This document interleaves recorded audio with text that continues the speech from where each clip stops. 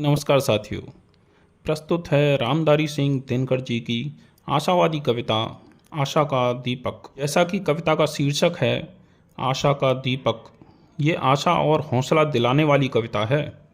किसी भी कार्य क्षेत्र में लगे हुए उद्यमी को विश्वास दिलाती है कि हिम्मत मत हारो, पूरी लगन से लगे रहो, तुम शीघ्र ही अपने लक्ष्य को पा जाओगे। वह प्रदीप जो दिख रहा है झिलमिल दूर नहीं है, थक कर बैठ गए क्यों भाई, मंजिल दूर नहीं है। प्रदीप अर्थात प्रकाश देने वाला दीपक। ये जो झिलमिल और धुंधला प्रकाश दिख रहा है, जो कि तुम्हारे गंतव्य का प्रतीक है, वह अधिक दूर नहीं है। थको मत, हिम्मत रखो, हौसला रखो मित्र, तुम्हारी मंजिल अधिक दूर नहीं है। शीघ्र ही तुम अपनी गंतव्य तक पहुंच जाओगे। चिंगारी बन गई लहू की बूंद गिरी जो पग से, चमक रहे पीछे मुड़ देखो चरण चिन्ह जगमग से। चलते चलते तुम्हारे पैरों के घावों से जो खून की बूंदें गिरी हैं और उससे जो पैरों के निशान बन रहे हैं, वे दूसरों के लिए पथ प्रदर्शन का कार्य कर रहे हैं।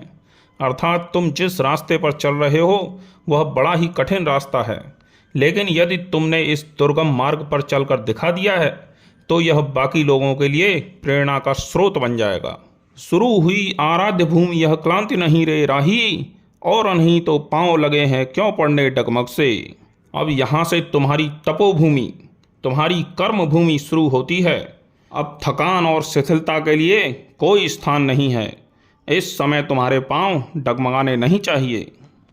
बाकी होश तभी तक जब तक जलता तूर नहीं है, थक कर बैठ गए क्यों भाई, मंजिल दूर नहीं है। अपने हौसले और विश्वास तब तक तो थामे रखो जब तक कि तूर का प्रकाश नहीं दिख जाता, अर्थात मंजिल प्राप्त न हो जाए।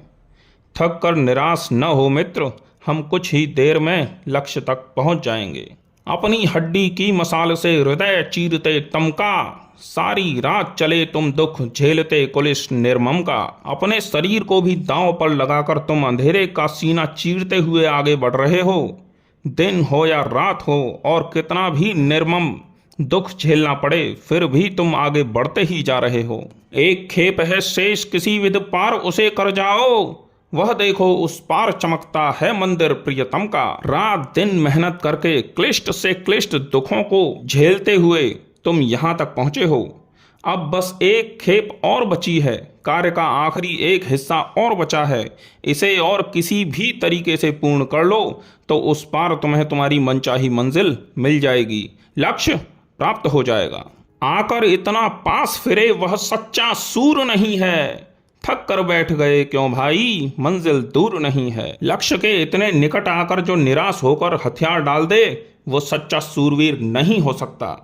थक कर मत बैठो भाई, गंतव्य बिल्कुल समीप ही है। दिशा दीप्त हो उठी प्राप्त कर पुण्य प्रकाश तुम्हारा, लिखा जा चुका अनल अक्षरों में इतिहास तुम्हारा।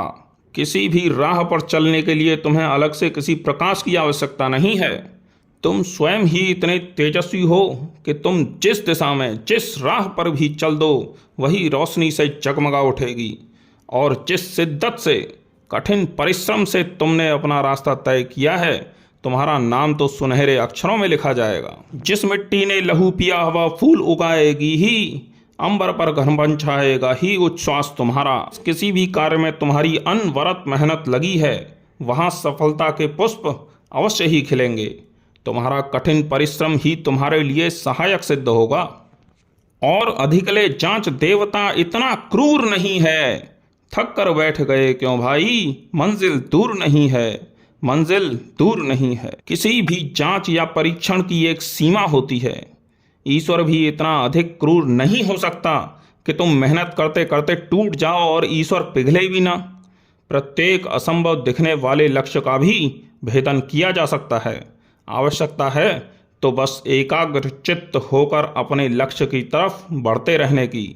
स्वामी विवेकानंद जी ठीक ही कहते हैं कि उत्तिष्ठ जागृत प्राप्य वरान निबोधत, अर्थात उठो, जागो और लक्ष्य प्राप्त होने तक लगे रहो और लगे रहो। साथियों, आपका तहे दिल से धन्यवाद जो आपने पूरे धैर्य से इस कविता को अंत तक सुना। वीडियो को लाइक करें, अधिक से अधिक शेयर करें और मेरे चैनल को सब्सक्राइब करें। धन्यवाद।